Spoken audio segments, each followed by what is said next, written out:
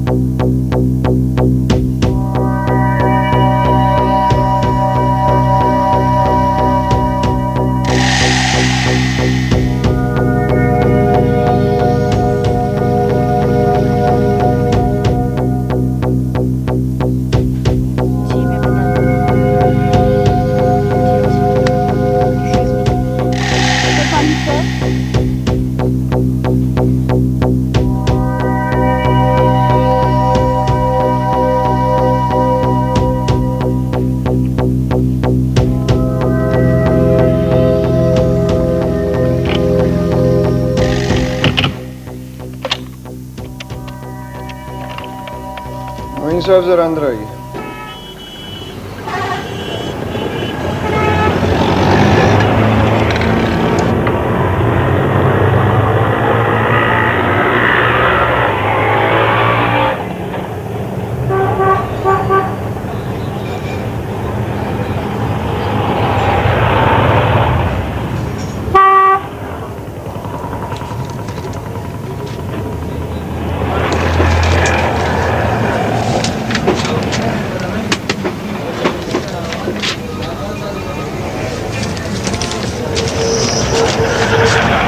भाई इसके कितने पैसे हुए? 20 रुपए जी। 20 रुपए जी।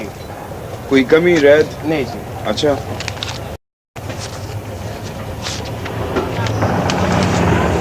Thank you sir. ठीक है।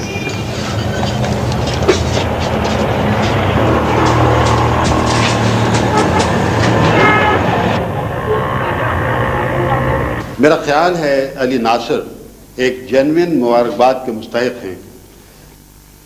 इन्होंने बहुत ही कॉम्प्रिहेंसिव और मुकम्मल तरीन स्पोर्ट्स कॉम्प्लेक्स के मंसूबे का फर्स्ट फेज मुकम्मल कर लिया है। इसमें इंडोर और आउटडोर की तमाम पॉसिबिलिटीज को सामने रखते हुए डिजाइन करवाया है। सर आप खुद मुलाहिजा फरमाएं कि लोकल कंपनी है। शुक्र है आपने किसी लोकल कंपनी की तरफ भी ध्यान दिया है, वरना हमने अब तक तो ये देखा है कि जो भी नेशनल लेवल के काम हुए हैं उनमें से बेशतर के डिजाइन बाहर से मंगवाए गए हैं। सर ये कितनी अजीब बात है कि हम अपने लोकल टैलेंट पर इत्मीनान ही नहीं करते।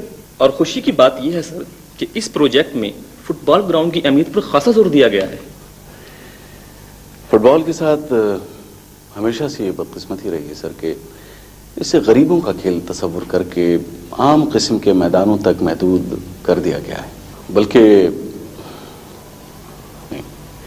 मेरी आप लोगों से दरख्वास्त है कि फुटबॉल को गरीबी के चुंगल से निकाल कर इसे जदीद आबो हवा में सांस लेने का मौका जरूर दें। मुमकिन है सर कि हमारे यहाँ भी कोई मैराडोना पैदा हो जाए। अली नासिर साहब, आपके ख्यालात सुनकर मुझे बहुत ही खुशी हुई।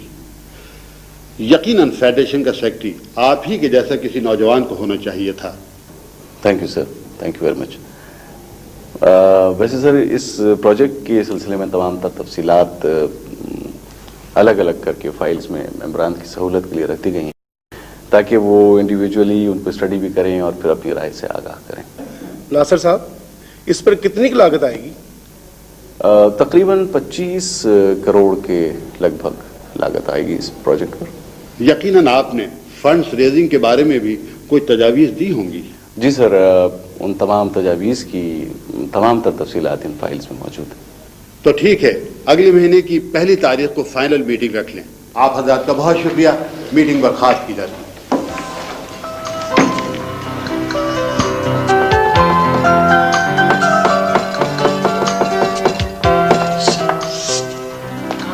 क्या ठक ठक लगा रखी है? बाप सो रहे थे दूसरे कमरे में। माँ, थके हुए आदमी की नींद इतनी गहरी होती है कि इस ठक ठक से वो डिस्टर्ब नहीं होता। खुदा के लिए मत चोर कर, मत चोर कर। ठीक भी बहुत है, मुसीबत ही बन गया मेरे लिए।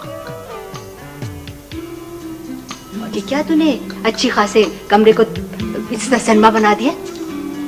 माँ, ये सिनेमा नहीं, हकीकत है, हकीकत। दुनिया के हर मुल्क के हर शहर का हर मोहल्ला मुंह जुबानी जानते हैं इन शख्सियतों को। माँ, क्या कमाल के लोग हैं ये। कमाल के लोग हैं। इन्हीं बाकमाल लोगों की वजह से तुम्हारे बाप ने इस कमरे में नमाज पढ़ना छोड़ दी। और तुम भी बाप की तरह ना दीन के ना दुनिया के, बस पाँव में फुटबॉल और दिमाग में मशहूरी के ख्वाब। इस घर को देखो, इस घर के हालात को देखो। और वैसे भी दुनिया में नाम पैदा करने वाले खिलाड़ी हम जैसे लोगों के घरों में पैदा नहीं होते।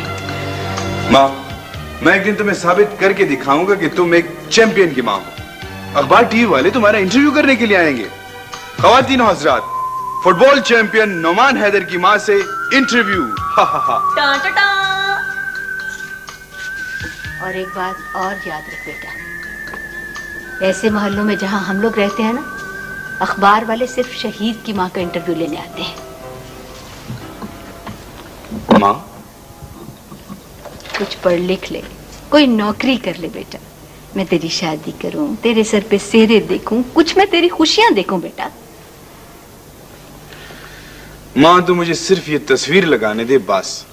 बड़ा ढीठ है तू, नहीं लगानी ये तस्वीर, मना किया तुझे। बहुत ही ढीठ है तू, सुनता ही नहीं आजकल की। ओए, चुड़ैल कहेगी तू कहां से माँ बेटे के दरमियान में आ गई। चलो खैर, अब आई गई हो तो आओ मेरे जरा हाथ बटाओ। कितना डांटा है अम्मा ने, असर लगता है फिर भी नहीं हुआ। चीकू, एक बात बताऊं, वैसे अम्मी भी यही चाहती हैं कि मैं इंटरनेशनल फुटबॉलर बनूं, बस ऊपर से मुझे डांट देती हैं वो। भैया, मेरी भी तो यही ख्वाहिश है। अच्छा, चलो आओ फिर मेरा हाथ बटाओ, आओ तस्वीर लगाएं।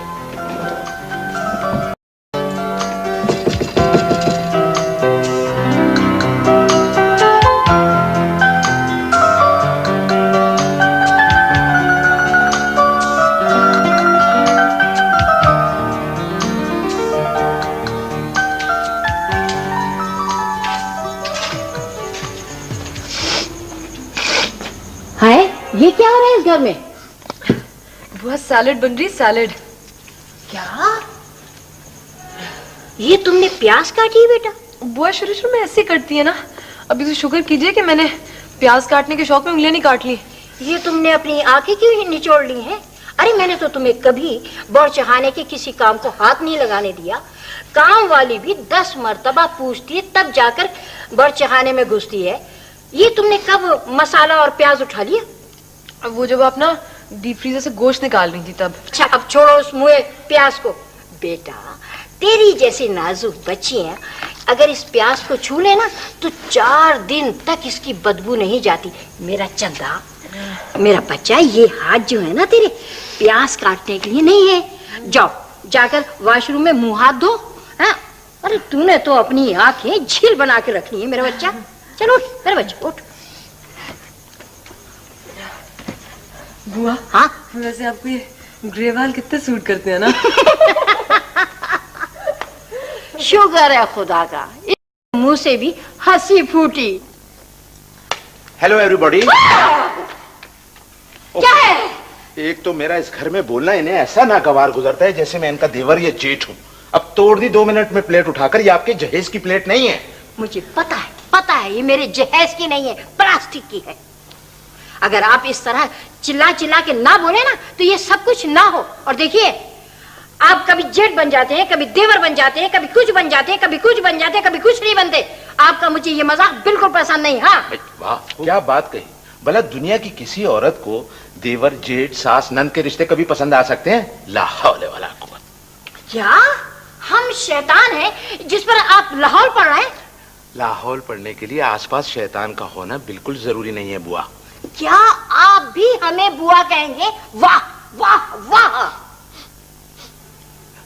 बुआ आ रही है? मेरा मतलब है कुछ चल रहा है। हाय हाय, मेरी हड्डी जला दी आपने। अरे हनीफ मामू। अरे सानिया बेटा, कैसी हो? ठीक ठाक, आप सुनाइए। बस शुक्र है। लगता है हमेशा की तरह बुआ से ठनी हुई थी। अरे सलीका बुआ को छेड़ने में जो मजा आता है, वाह। इस घर में एक ही तो लाइवली किरदार है, वरना हमारे बहनोई साहब जनाब अहमद हसन साहब और अजीजी हमशीरा सलमा अहमद हसन साहिबा की जोड़ी से मिलना, ओ हो, जो शीर लाने के बराबर। क्यों मामू, मैं इस घर में नहीं होती? तुम भाई दी, तुम कौन हो? मैं आनिसा सानिया अहमद हसन। ये अहमद हसन आपके बहनोई। मतलब? मेरे पापा। ओह, आपसे मिलके बहुत खुशी हुई। Thank you. वेलकम। अरे मेरी सैलेड किधर गई? अल्लाह को प्यारे। क्या मतलब? सलीका बुआ को पसंद नहीं आया होगा, इधर उधर गिरा दिया होगा। उन्हें जो चीज पसंद नहीं आती उसे इधर